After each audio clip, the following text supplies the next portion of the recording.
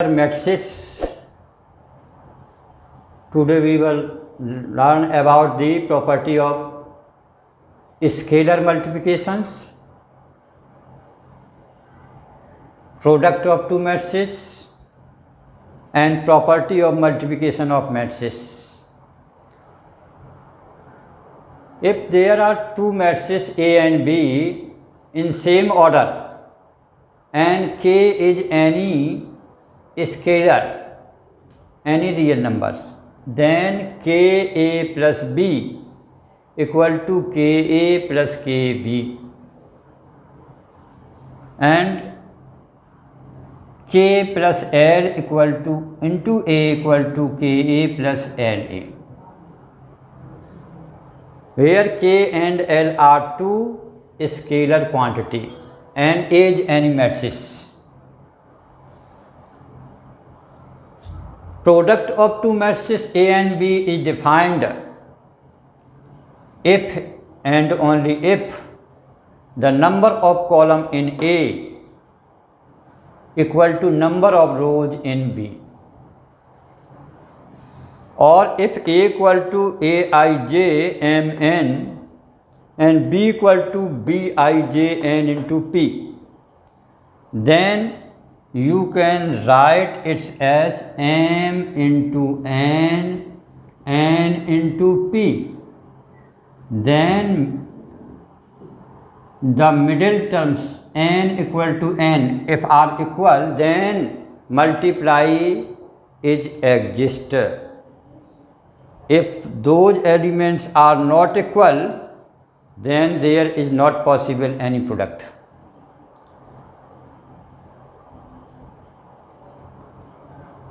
And the order of this resultant order, let the resultant A cross B equal to C, where C is any matrix, then C equal to Cij, Cij is any element equal to M cross P. Inner के जो n part है cancel करते हैं दोनों के, तो ये m into P इसका ऑर्डर बनेगा। तो ये चीज़ ध्यान दें। अगर दो मैट्रिक्स में हमें ये देखना है कि मल्टीप्लाई एग्जिस्ट कर रहा है नहीं, तो दोनों की ऑर्डर लिखें, और ऑर्डर लिखने पर अगर पहले का कॉलम सेकंड का रो इक्वल हो जाए तो मैट्रिक्स का प्रोडक्ट हो सकता है, पॉसिबल है। अगर ऐसा नहीं है तो प्रोडक्ट नॉट पॉसिबल। और जो रिजल्टेंट बनेगा, जब अगर प्रोडक्ट पॉसिबल हो रहा हो तो इनका जो पहले का रो और दूसरे के पहले की जो कॉलम और दूसरे का रो हटा दो, जो रेस्ट बचता है, तो m इंटू पी, अर्थात m उसमें रो होंगे और p इसके कॉलम्स होंगे, वो रिजल्टेंट मैट्रिक्स का ऑर्डर होगा। Property of multiplications of matrix, इसके बाद में हम प्रॉपर्टीज देखते हैं मल्टीप्लिकेशंस में। तो commutative law in multiplication in of matrix, there commutative law is not exist. A into B is not equal to B into A, but sometime it is possible. कभी कभी ऐसा हो सकता है कि A B equal to B हो, लेकिन हर समय नहीं हो सकता है। तो देयर फोर कॉम्यूटेटिव लॉ जो यहाँ पर पॉसिबल नहीं होगा, not exist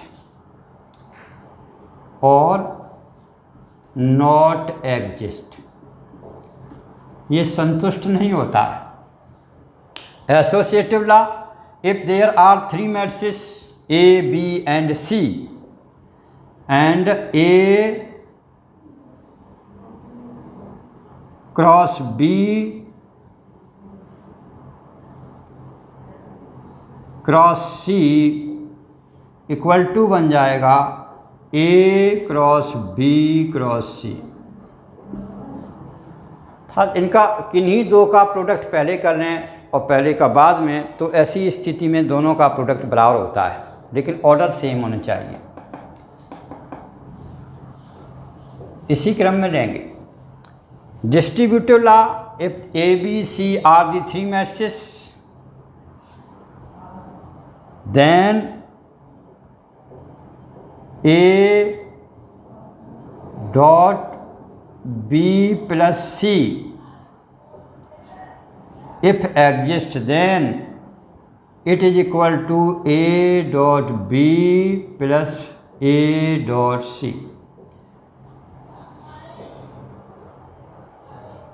Multiplication identity, that identity में अगर किसी मैट्रिक्स का मल्टीप्लाई करें तो वो कॉम्यूटेटिव हो जाता है।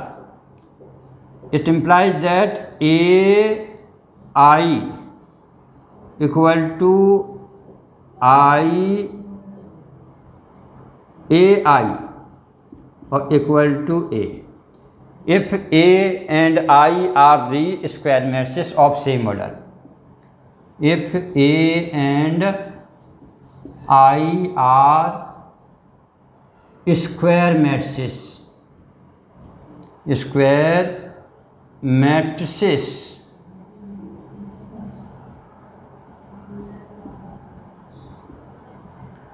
Of same order.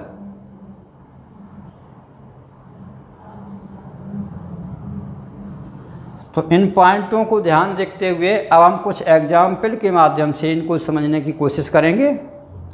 तो देखिए बच्चों, question number 1, if A equal to a matrix of 2 4 3 2 of order 2 and 2, B equal to 1 3 -2 5 order of 2 into 2 and c equal to -2 5 3 4 order 2 into 2.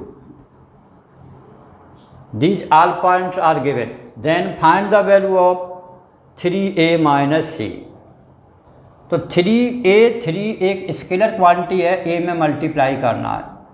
तो 3a minus c is equal to 3 into matrix 2 4 3 2 plus -1 का इसमें c में multiply कर दें। तो c आपका इसमें -1 का मल्टीप्लाई करेंगे तो 2 -5 -3 -4। अब इन्हें ऐड कर दें तो इक्वल टू 3 2 जा 6, इसका हर एलिमेंट में मल्टीप्लाई करना है। तो 3 2 जा 6 से 12 9 6 और प्लस 2 -5 -3 -4।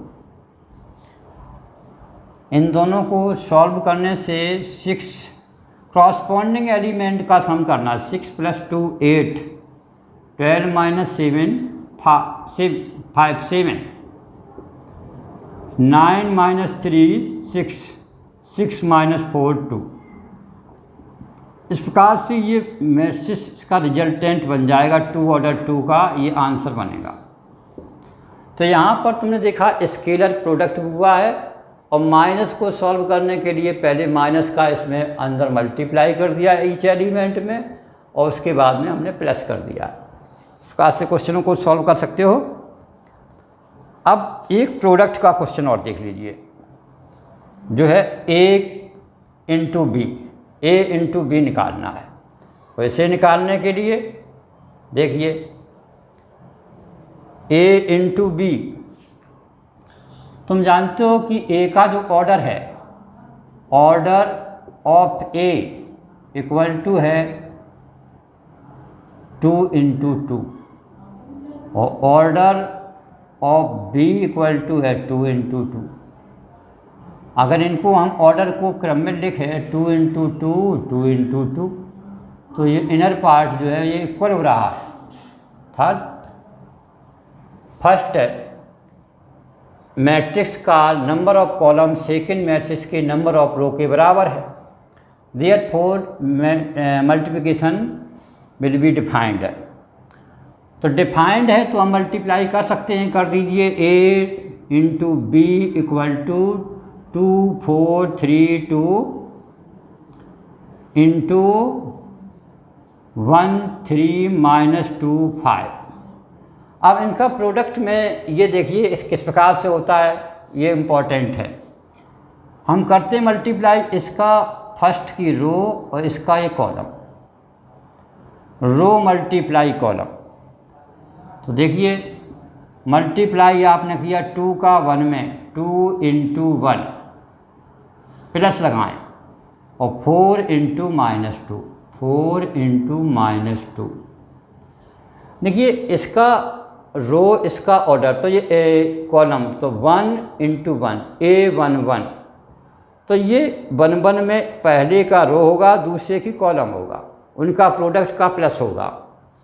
देखिए फर्स्ट रो सेकंड कॉलम, तो फर्स्ट रो है तो फर्स्ट रो में सेकंड कॉलम के प्लेस पर हम इस प्लेस पर लिखेंगे। तो 2 1 2 3 जा 6 प्लस 4 5 जा, देखिए इसका जब multiply first row second column में किया तो इसका फर्स्ट रो के सेकंड कॉलम में ही एलिमेंट की पोजीशन आ गई। अब फर्स्ट रो का दोनों ही कॉलम में मल्टीप्लाई हो गया। अब सेकंड रो का दोनों कॉलम में मल्टीप्लाई करना है, सेकंड रो का फर्स्ट कॉलम में, तो 3 × 1 प्लस 2 × -2, 3 × 3 2 × 5, ये प्लस है। को सॉल्व करना है, 2 1 जा 2 -8 = -6, 6 और 20 26, 3 1 जा 3 -4 -1, 9 और 10 90। इस प्रकार से जो ऑर्डर इसका बना 2 and 2, ये इसका प्रोडक्ट हो गया। बच्चों यहाँ पर हम BA को भी अगर सॉल्व करें तो भी डिफाइंड होगा। ऐसी स्थिति में वो मल्टीप्लाई डिफाइंड हो रहा है कि नंबर ऑफ फर्स्ट का नंबर ऑफ कॉलम और सेकंड का नंबर ऑफ रो इक्वल बन रहे हैं। सबसे अधिक दिक्कत यहाँ पर आती है, हम कैसे कैसे यहाँ बच्चे गड़बड़ करते हैं। इसमें देखना ये है कि फर्स्ट रो और first column, first row second column तो दूसरी position, second row first column, second row है और फर्स्ट कॉलम है तो पहली ये पोजीशन हुई, सेकंड रो में फर्स्ट पोजीशन, और ये सेकंड रो सेकंड कॉलम तो A22 की पोजीशन हुई। तो इस प्रकार से मल्टीप्लाई करेंगे।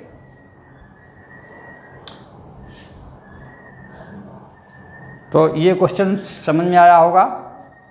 नेक्स्ट क्वेश्चन देखते हैं, और भी एक मल्टीप्लाई को एक और को सॉल्व करते हैं।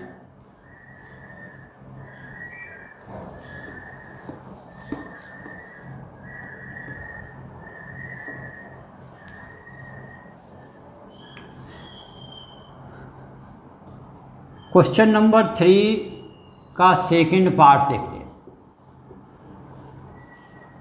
प्रोडक्ट फाइंड करना है, find the product of, find the product of. Question है आपका 1 2 3 1 2 3 और इधर मैट्रिक्स है 2 3 4। बच्चों अगर पहले मैट्रिक्स में देखें इसका ऑर्डर 3 × 1 है और इसका जो ऑर्डर है 1 × 3 है। अगर हम 3 × 1 और 1 × 3 को पास पास में लिखें, फर्स्ट को पहले सेकंड को बाद, तो जो मिडिल के जो नंबर्स हैं वो सेम हैं, ये इक्वल हैं, तो देयरफॉर मल्टीप्लाई पॉसिबल है। और जो ऑर्डर बनेगा रिजल्टेंट का वो 3 × 3 का बनेगा। रिजल्टेंट का ऑर्डर क्या बनेगा? 3 × 3। तो करिए, पहले मल्टीप्लाई करते हैं। First row first column 1 × 2, 1 × 2, first row का फर्स्ट कॉलम में हो गया। First row second column 1 into 3, first row third column 1 into 4 हो गया। सेकेंड का में भी 2 into 2, 2 into 3, 2 into 4, 3 into 2, 3 into 3, 3 into 4। तो ये कितने ऑर्डर का बन गया? 3 क्रॉस 3, 3 क्रॉस 3 का बना। इनको आंसर लिख लें मल्टीप्लाई करके, 2, 3, 4, 4, 6, 8, 6, 9, 12। तो इस प्रकार से ये आंसर आपका बन जाएगा। ध्यान से करें, बड़ी गलतियां होती हैं इस क्वेश्चंस में। फर्स्ट रो का तीनों कॉलम में मल्टीप्लाई, लेकिन फर्स्ट रो का अगर फर्स्ट कॉलम में आएगा तो first row into first column, तो A11 की पोजीशन होगी, तो ये फर्स्ट पोजीशन में लिखा गया है। फर्स्ट रो का सेकंड कॉलम में मल्टीप्लाई होगा तो A12 की पोजीशन में होगा, तो इसे सेकंड पोजीशन में रखा गया है। फर्स्ट रो का थर्ड कॉलम में मल्टीप्लाई होगा तो A13 की पोजीशन होगी, तो इसे थर्ड जगह पर रखा गया है। तो इसी प्रकार से उसकी पोजीशन बताती है किस रो का किस कॉलम में मल्टीप्लाई हुआ है। अगर A23 है, इसका मतलब क्या हुआ? सेकंड रो का थर्ड कॉलम के साथ मल्टीप्लाई है, सेकंड रो का थर्ड कॉलम के साथ में इसका 2 का 4 के साथ मल्टीप्लाई है, यही बता रहा है। ऐसे हम एलिमेंट की पोजीशन जो बन रही है उसके अकॉर्डिंग पता लगा सकते हैं कि किन रो और किस कॉलम का मल्टीप्लाई है। तो ये ध्यान करके ही मल्टीप्लाई करें तो आपका गलत नहीं होगा। हाँ, आइए बच्चों आगे बढ़ते हैं, कुछ अदर टाइप के क्वेश्चंस देखते हैं। जैसे इक्वेशन को सॉल्व करने वाले क्वेश्चंस हैं, इक्वेशंस को सॉल्व करना है। जैसे क्वेश्चन नंबर 7 में पहुंचते हैं।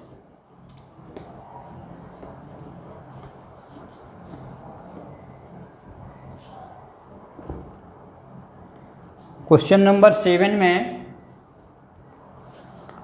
दिया गया है x plus Y equal to, एक मैट्रिक्स है 7 0 2 5, 7 0 2 5, और x minus Y equal to 3 0 0 3। अब हमें फाइंड क्या करना है? x एंड y को फाइंड करना है।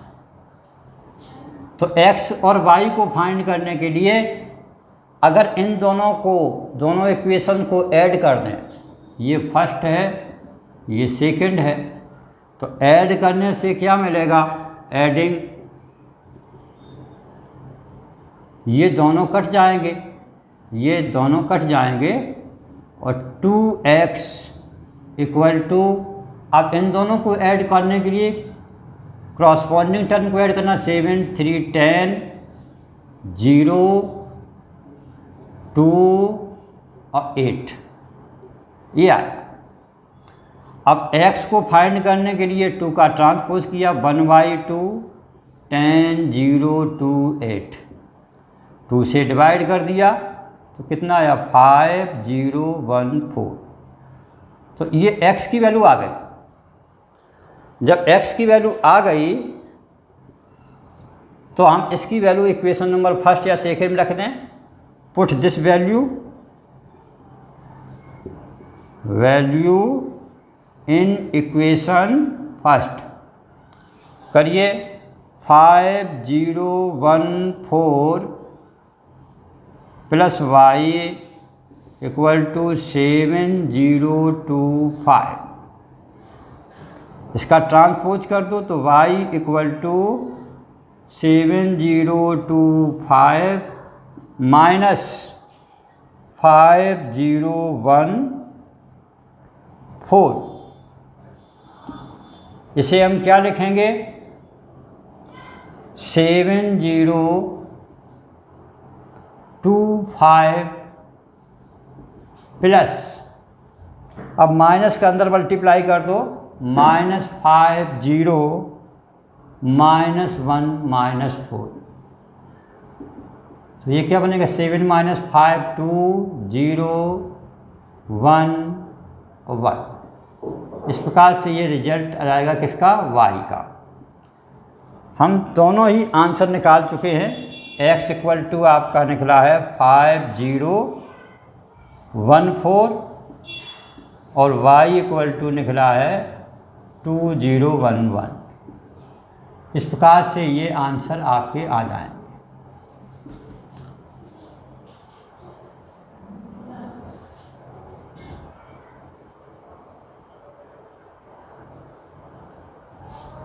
तो बच्चों इस टाइप से दूसरे इक्वेशन को भी हम सॉल्व कर सकते हैं। जैसे इसी का जो सेकंड पार्ट है उसमें 2x + 3y = दिया गया है, तो उनमें उसको कैसे करेंगे एक बार उसे भी समझ लें।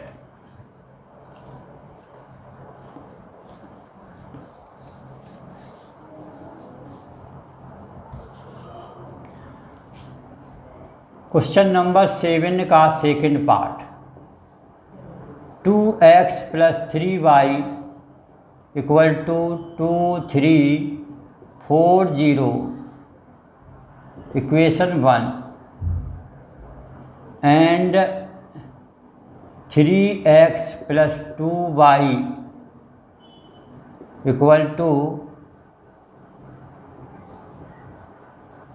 मैट्रिक्स है आपका 2 - 2 -1 5। दोनों के ऑर्डर सेम है, इसलिए ही इनका एड्स पॉसिबल है। ये भी 2 ऑर्डर 2 का है, ये भी 2 ऑर्डर 2 का है। बच्चों इसको अगर हम सब्ट्रैक्ट करते तो नहीं कैंसिल हो पाएगा, तो हम क्लास 10th की लेवल में पहुँच जाएँ। 10th में हमने सीखा था कि दो इक्वेशन को सॉल्व करने के लिए एलिमिनेटिंग मेथड में क्या करते हैं, इनके कोफिशिएंट x के या y के इक्वल कर देते हैं। तो इनको इक्वल करने के लिए इस 3 का मल्टीप्लाई इसमें कर दें और इसमें 2 का मल्टीप्लाई कर दें। तो हमने क्या किया, इसको अप्लाई करें,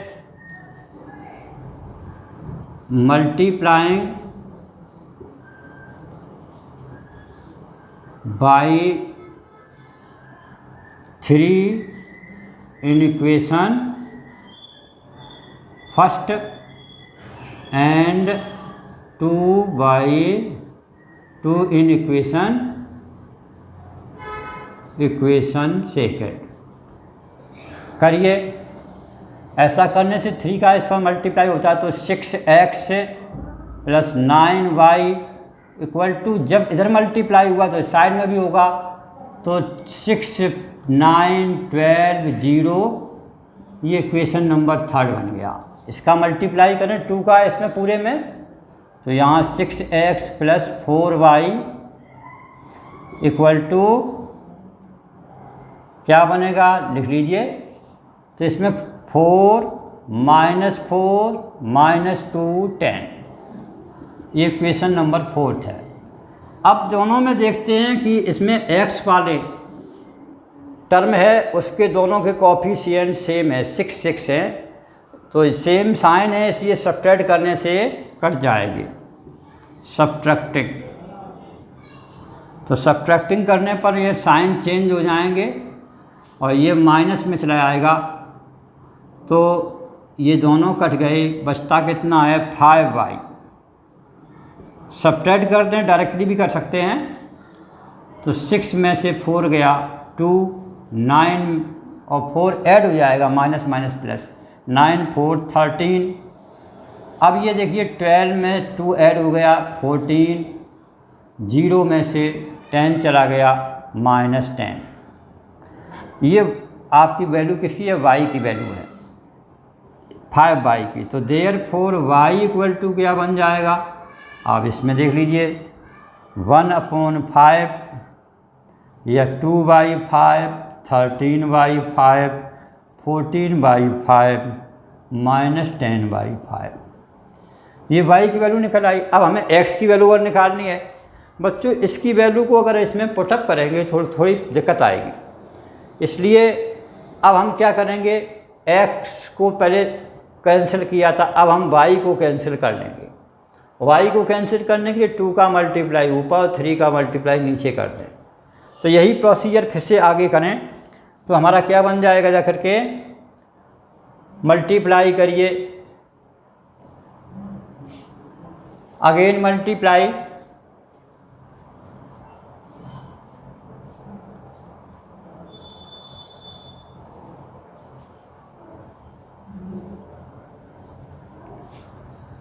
ये जो y की वैल्यू है हम यहाँ लिखे दे रहे हैं, y इक्वल टू 2/5, 13/5, 14/5 माइनस 10/5।